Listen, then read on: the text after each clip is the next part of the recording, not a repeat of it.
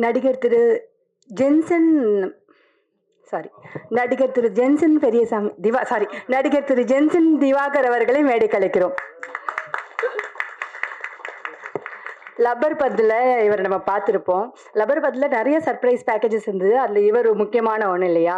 So அதில் நம்மளை ஆச்சரியப்படுத்தின மாதிரி இந்த படத்துலையும் நம்மளை இவர் ஆச்சரியப்படுத்துவார் அப்படின்னு நம்புவோம். இந்த படத்தில் அவர் நடித்த அனுபவங்களையும் இந்த படத்தில் அவருக்கு இருக்கிற அனுபவங்களையும் நம்மக்கிட்ட பகிர்ந்துக்குமாறு ஒரு சில வார்த்தைகள் பேசுமாறு திரு ஜென்சன் திவாகர் அவர்களை மேடை கலைக்கிறோம். பயங்கர படபடப்பாக இருக்குது. வந்திருக்கிற எல்லாத்துக்கும் வணக்கம். வந்தோடனே மேடை ஏற்றிட்டாங்க. தானு சார் அழகாக சொல்லுவார்ல, இன்ப நாள் இது, இனிய நாள் இது. அந்த மாதிரி எங்கள் நக்லைட்ஸ் குழுவுக்கு இன்ப நாள் இது, இனிய நாள் இது. ஒரு 7.5-8 வருஷத்துக்கு முன்னாடி பெரிய கனவுகளோட ஆரம்பித்தோன்னெலாம் சொல்ல முடியாது. ரொம்ப ரொம்ப ஜாலியாக யதார்த்தமாக ஏதாவது ஒன்று பண்ணலாம் அப்படின்னு ஒரு ஒரு ஒரு ஒரு 8-10 பேர் சேர்ந்து ஆரம்பித்தோன்னு கூட சொல்ல முடியாது. சும்மா அப்படி யதார்த்தமாக அப்படி நடந்த ஒரு விஷயந்தான். சொல்லுவாங்கள்ல, யதார்த்தமாக நாங்கள் யூடியூப் சேனல் ஆரம்பித்தப்போ அந்த மாதிரி நாங்களும் ஆரம்பித்தோம். அரசியல் நையாண்டிகள் பண்ண ஆரம்பித்து அது இன்னைக்கு சோஷியல் செட்டையர் பண்ணி இன்னைக்கு இந்த ஃபார்மில் வந்து நிற்கிறது வந்து ரொம்ப சரியலாக இருக்குது. திட்டமிடுதல் இருந்தது, இல்லைன்னு சொல்ல முடியாது.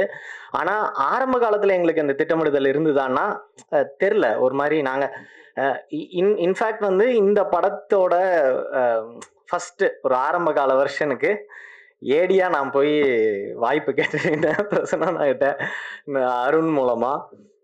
ரொம்ப ஜாலியாக அப்படியே சேர்த்துக்கிட்டாங்க. அதுக்கப்புறம் பல்வேறு காரணங்களால் நாங்கள் அப்படியே தள்ளி போய் நாங்கள் நக்லைட்ஸில் நிறைய வீடியோஸ் பண்ணோம்.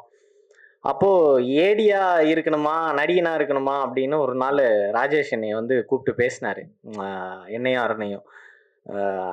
அது ஒரு தேங்க்யூ தலைவா, லைஃப் சேஞ்சிங் டெசிஷன்.